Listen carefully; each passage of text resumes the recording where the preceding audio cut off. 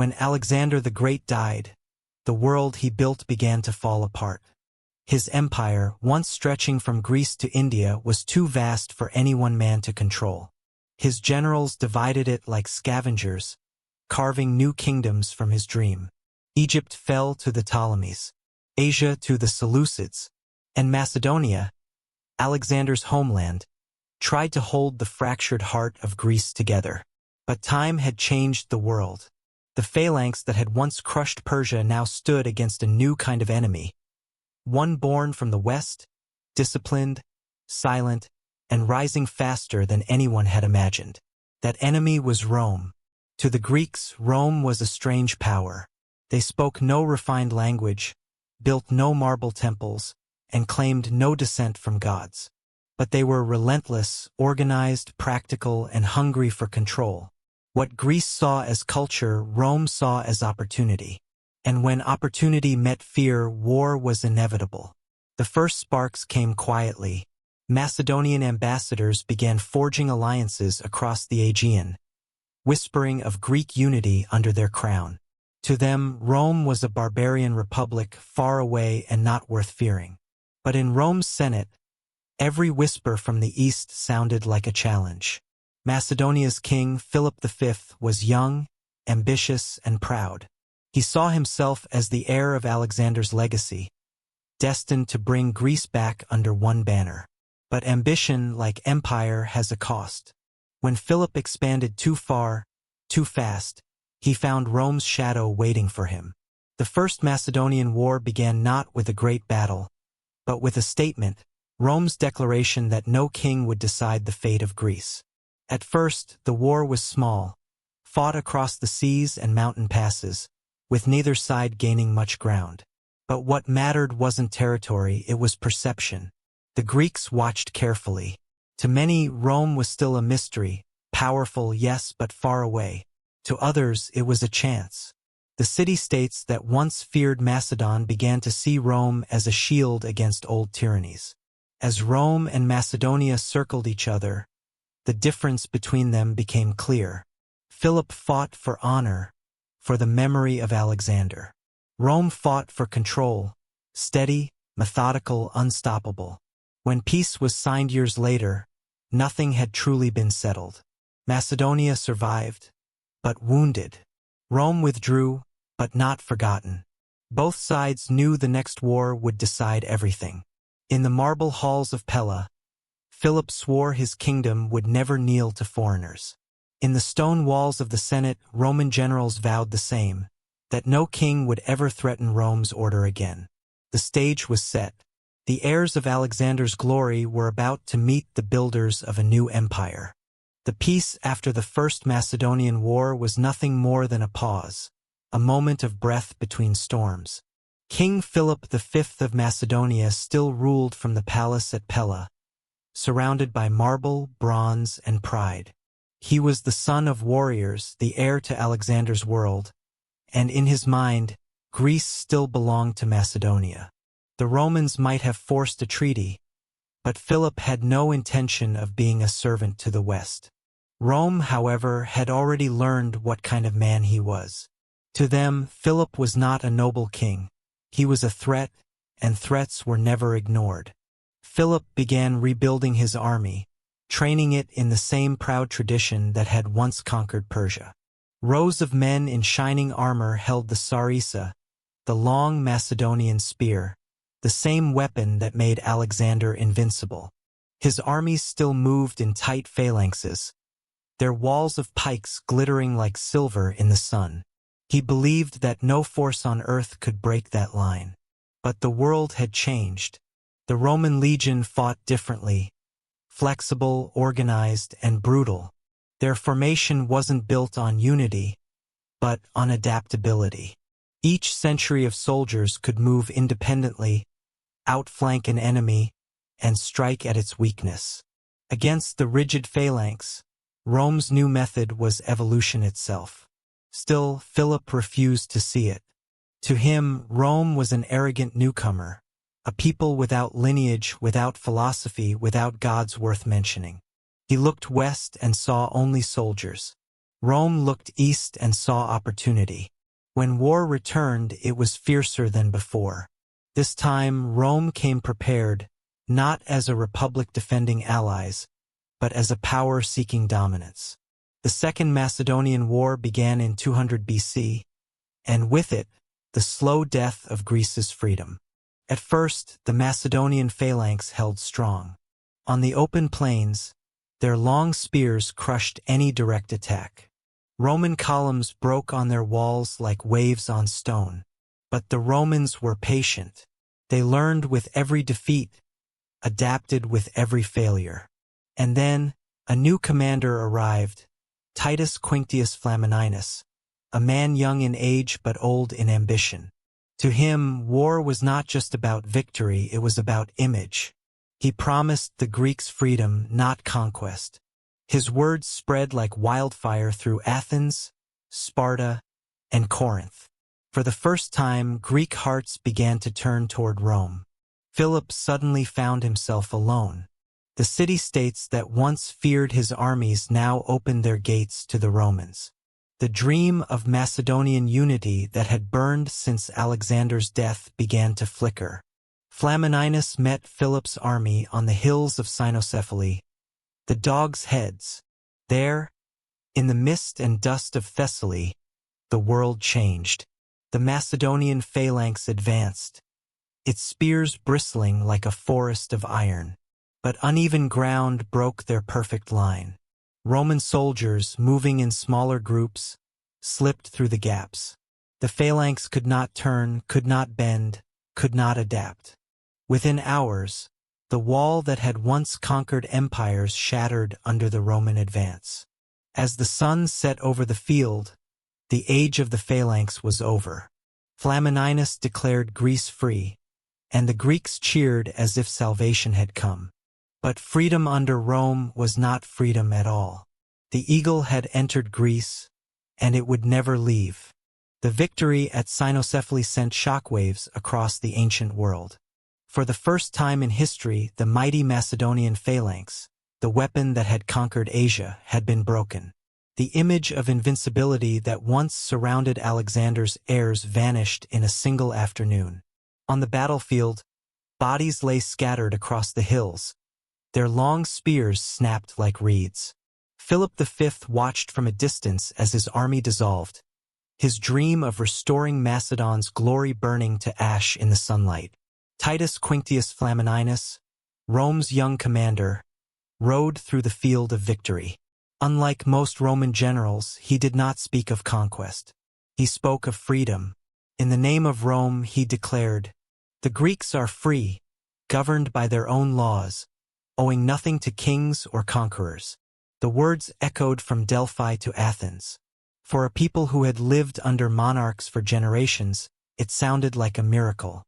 The crowd at the Isthmian Games erupted in cheers. Thousands wept with joy, shouting the name of Flamininus as if he were a savior, not an invader. But freedom was a dangerous gift when offered by Rome. Rome had not defeated Macedonia to liberate Greece. It had done so to control it without chains. Its soldiers marched home, but its influence remained behind.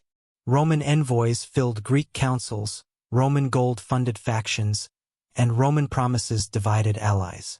Macedonia, broken but not dead, watched in silence. Philip V, humiliated yet cunning, began to rebuild what little he could. He sent envoys to Rome, offering loyalty, friendship, and tribute. He promised peace, and Rome accepted it for now. But every Roman senator knew the truth. A humbled king was still a king, and kings in time always rise again. Across Greece, the illusion of liberty began to fade. The city-states, once united by fear of Macedon, now quarreled among themselves. The same passion for independence that had built their glory now turned to chaos. In taverns and temples, whispers began that Rome's freedom was only another kind of rule.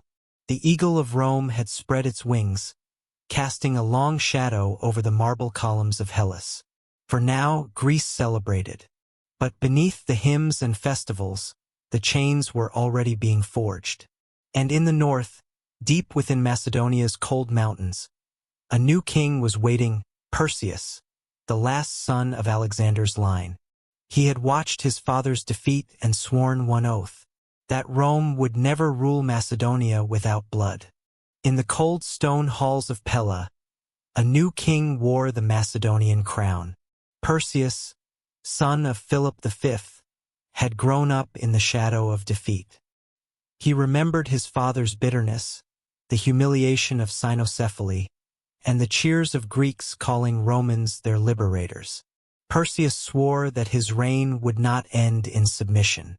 To his people he promised restoration, a return to the strength and dignity of their ancestors. To Rome he offered friendship, tribute, and silence. But behind the polished diplomacy, he rebuilt his armies and filled his treasuries with gold. Rome, of course, saw everything. The Republic spies reported every Macedonian soldier trained, every fort repaired, every shipment of weapons that left the city of Amphipolis. To the Senate, Perseus was not a cautious king. He was a threat waiting to rise. And so, once again, Rome prepared for war. This would be the Third Macedonian War, the last struggle of the Greek monarchs against the iron will of the Republic. Perseus had courage, and his army was vast. Tens of thousands marched under the old sunburst banner, their bronze armor shining in the summer light. He believed that the phalanx, properly led, could still crush Rome's legions. He believed that the spirit of Alexander still lived in the hearts of Macedonians. But Rome had changed. It was no longer the Republic that had once trembled at Hannibal or struggled against Pyrrhus. Now it was an empire in all but name, rich, ruthless, and disciplined. Its legions were veterans of 100 campaigns, led by men who had grown up studying the weaknesses of their enemies. When the Roman army crossed into Greece, the Greeks watched from their cities, silent, uncertain, afraid to choose sides. Some prayed that Perseus would triumph, that a Greek king might still stand against Rome. Others simply waited to see which banner would survive the coming storm. The two armies finally met on the dusty plains near Pydna in 168 BC. The sun blazed overhead. The air trembled with the sound of drums and armor. Perseus stood at the head of his phalanx, 24,000 men in perfect formation, their pikes pointing forward like a forest of steel. The Roman general Lucius Aemilius Paulus looked across the field and understood what he faced. The phalanx was magnificent, terrible, and ancient, but it was also fragile. Its strength depended on perfect order. If the line broke, even for a moment, it would collapse like a wall of glass. When the horns sounded, Perseus advanced. The Macedonian phalanx moved as one, shields locked, spears thrusting. The Roman front ranks bent under the pressure. Dust rose, sunlight flashing on the blades. The battle seemed to tilt toward Macedonia. But then the ground changed. The field of Pydna was uneven, full of dips and ridges. As the phalanx pushed forward, its perfect line began to ripple and break. The soldiers could not keep formation. Gaps appeared, small at first, then wide enough for Roman soldiers to slip through. Paulus saw his chance. He ordered the legions forward in small groups, maniples, diving into the spaces, cutting down the exposed Macedonians. The long spears of the phalanx were useless in close combat. The Romans struck with short swords, thrusting upward under shields, tearing the formation apart. The slaughter was merciless. The Macedonian front shattered, men crushed and screaming.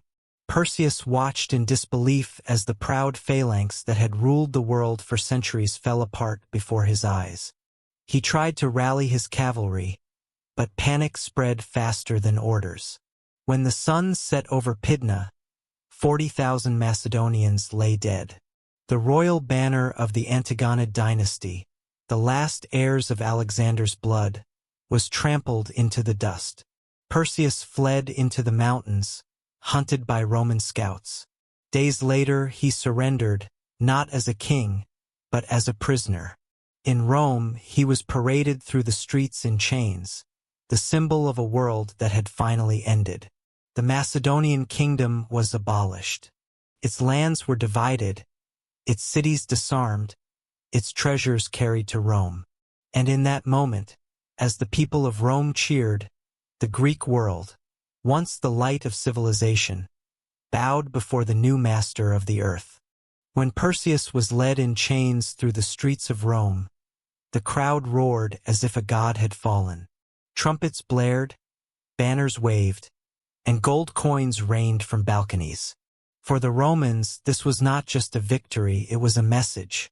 The age of kings was over. The age of Rome had begun. At the front of the triumph marched the Roman general Lucius Aemilius Paulus, his armor gleaming in the sunlight. Behind him came wagons overflowing with Macedonian treasure. Shields, weapons, jewels, statues of Alexander himself. And last, bound in golden chains, came Perseus, the last king of Macedonia. He walked slowly, head bowed, the weight of history pressing on his shoulders. The crowd screamed his name in mockery. Children threw flowers at his feet, then stones. When the parade ended, Perseus was taken to a small cell beneath the Capitoline Hill. He was given food and water, but not freedom. Within days, the last king of Alexander's line was dead, his dynasty extinguished. The Senate wasted no time. They dissolved the Macedonian kingdom, dividing it into 4 smaller republics. Each was forbidden to trade with the others or hold armies. It was not governance, it was dismemberment. The heart of Alexander's empire had been carved apart so that it could never beat again. But Rome's hunger did not end there. Across the Aegean, Greek city-states quarreled as they always had: Athens, Sparta, Corinth, Thebes. Some had supported Rome, others had not. Rome saw no difference now. To the Senate, Greece was not a partner, it was a possession. When the Achaean League rebelled years later, declaring that Greece would not live as a slave, Rome responded with the fury of a storm. The legions marched south and met the Greek armies near Corinth. The battle was short, brutal, and hopeless. Corinth fell, and what followed was one of the darkest days in Greek history. Roman soldiers looted temples, tore statues from their pedestals, and set the city ablaze. Flames climbed high into the night sky, painting the horizon red. The smoke of Corinth could be seen for days, the final symbol of Greece's fall. When the fires died, Greece was silent. The marble cities that had once taught the world about art, philosophy, and democracy now bowed to Roman governors. The Greek gods themselves seemed to retreat into myth. The Parthenon became a monument, not a temple. Athens still debated, but its words no longer shaped empires. And yet, in their defeat, the Greeks conquered Rome in a different way. Roman generals began sending their sons to study Greek philosophy. Roman artists copied Greek sculpture. Roman writers learned Greek poetry. The conqueror absorbed the conquered, and through that, the Greek spirit lived on. Scipio Aemilianus, the same man who had burned Carthage, once stood in the ruins of Corinth and said softly to his soldiers, "This is what power creates and what it destroys." He had seen both. Empires rise, kingdoms fall, and cities turn to ash. He understood what few others did. Rome had become what it once hated. By the end of the century, the Mediterranean was no longer Greek. It was Roman, a sea of iron, ruled by law, discipline, and ambition. But beneath that order flowed the quiet memory of what had been. The songs of Homer, the voice of Socrates, the wisdom of Aristotle. The swords of Rome had conquered the world, but the words of Greece would rule it forever.